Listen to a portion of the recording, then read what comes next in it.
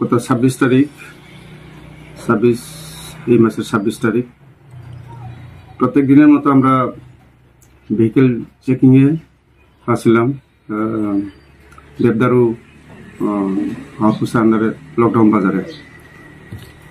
প্রত্যেক দিনে vehicle checking আমাদের পুলিশের একটা কাজের ডিউটির একটা অংশ, কারণ এই চেকিংয়ের মাধ্যমে বিভিন্ন অসামাজিক কার্য গাড়ির মাধ্যমে যে বহন এগুলি প্রিভেন্ট হতে পারে, বা রাশ ড্রাইভিং, যারা ড্রাঙ্কেন ড্রাইভিং বা বিভিন্ন ট্রাফিক ভায়োলেশন এবং ডকুমেন্টস ভেহিকেলসের সেগুলি মানে অনেকাংশ এবং বিভিন্ন অ্যাক্সিডেন্ট এই আমাদের ভেহিকেল চেকিংয়ের মাধ্যমেই কিছুটা হলেও প্রিভেন্ট হয়। সেই হিসাবে আমাদের ভেহিকেল চেকিং এবং বিশেষ করে পাবলিক সেফটি, যাতে কোনো ধরনের বড় অ্যাক্সিডেন্ট না হয়, কারোর মা বোন ভাই যাতে না হারায়।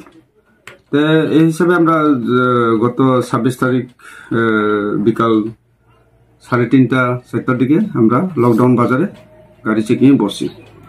তো তখন দেখা যায় যে শিলাচরের দিক থেকে 3-4টি কমান্ডার জিপ, যার মধ্যে আমরা ভায়োলেশন দেখতে পাই।